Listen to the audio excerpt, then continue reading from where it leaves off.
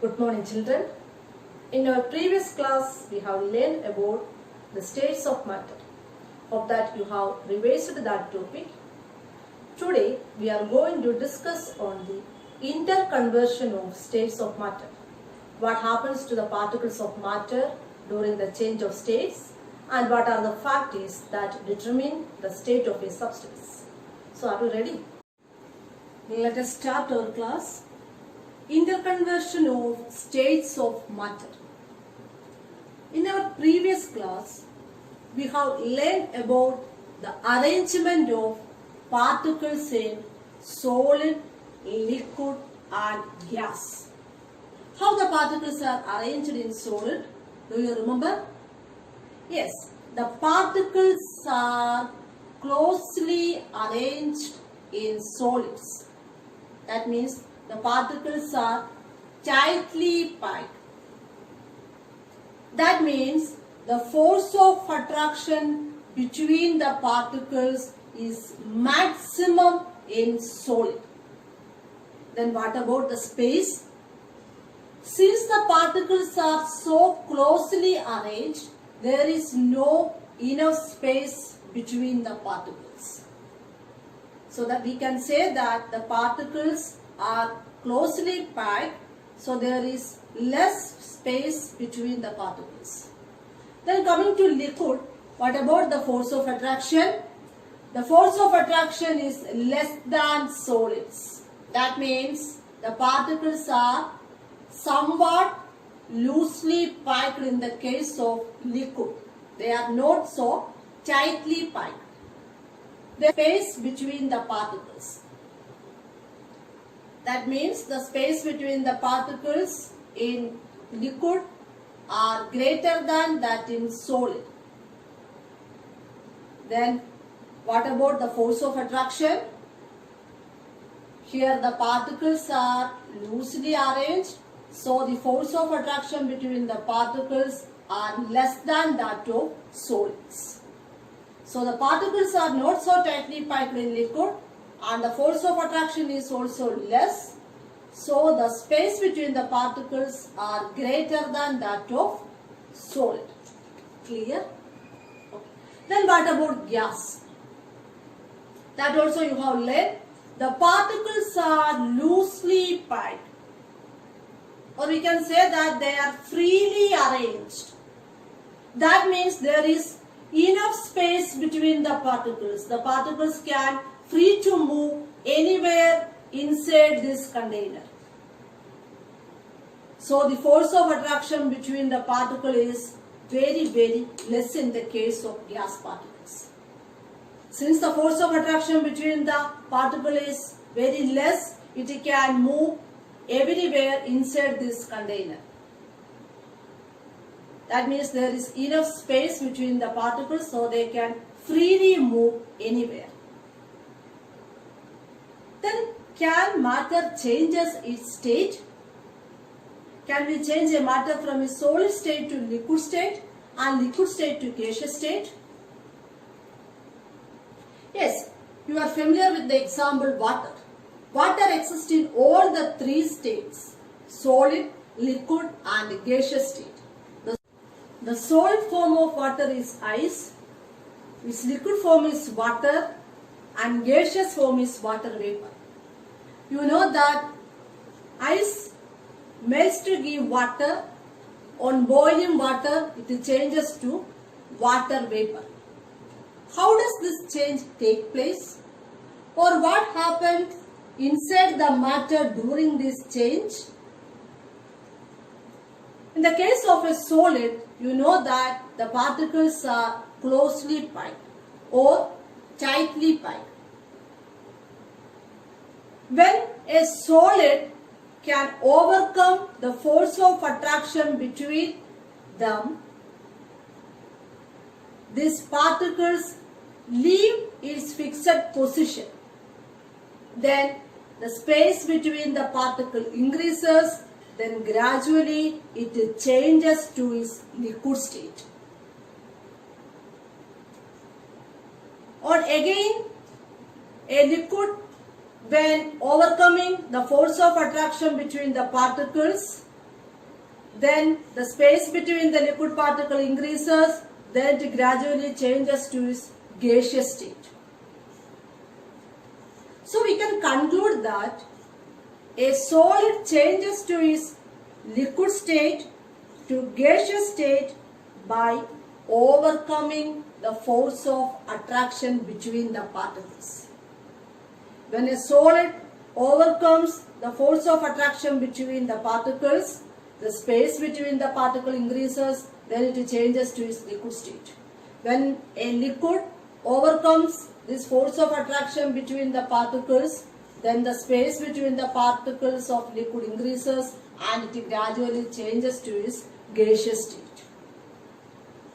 This will happen only when it gets some energy in the form of heat or in the form of pressure. Can gas change to liquid? Yes. When the force of attraction between this gas particle increases, then the space between this gas particle decreases and it changes to liquid state. Again, on increasing the force of attraction between these liquid particles, the space between the liquid particle decreases and it gradually changes to solid.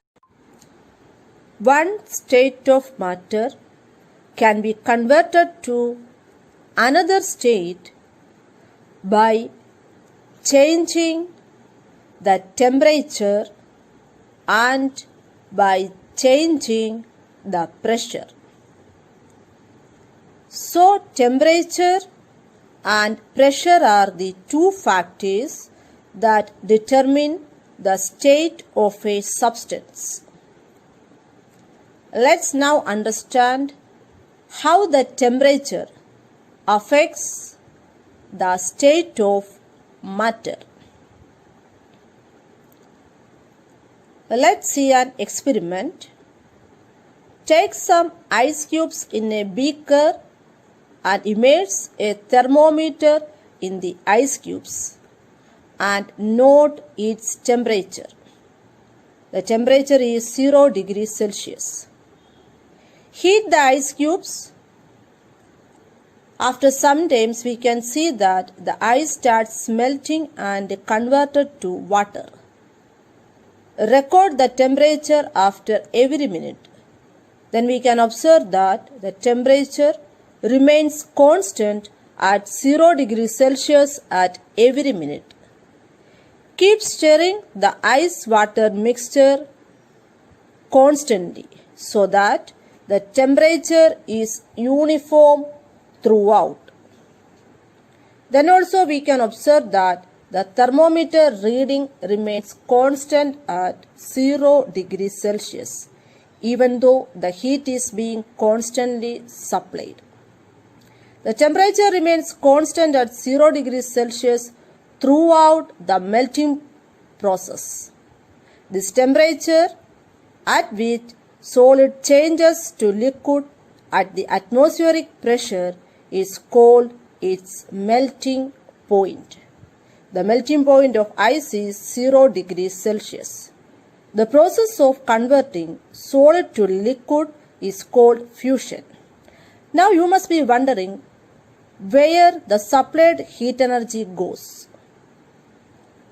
On increasing temperature, the kinetic energy of the particles increases. The supplied heat energy is actually absorbed by the ice cubes and is hidden inside the ice and is used up in overcoming the force of attraction between the particles of solid during the change of state from solid, that is ice, to liquid, that is water. As the heat energy is hidden inside the content of beaker without showing any rise in temperature, this heat energy is called latent heat, which means hidden energy. Since the process is fusion, here the latent heat is latent heat of fusion. Latent heat of fusion is the amount of heat energy required to convert 1 kilogram of solid into liquid at atmospheric pressure at its melting point. Latent means hidden. Latent heat means hidden energy. So latent heat of fusion is the amount of heat energy required to convert 1 kilogram of solid into liquid at atmospheric pressure at its melting point. We have also learned two other terms. That is, first one is fusion. What is fusion? The process of converting solid into liquid is called fusion. Another term is melting point. That is called the melting point. The temperature at which a solid melts to become a liquid. The temperature at which a solid melts to become a liquid is called its melting point. The melting point of ice is equal to 0 degrees Celsius. In Kelvin scale, this 0 degrees Celsius is equivalent to 273 Kelvin. So 0 degrees Celsius is equivalent to 273 Kelvin. So the melting point of ice is equal to 0 degrees Celsius, or in Kelvin scale it is 273 Kelvin.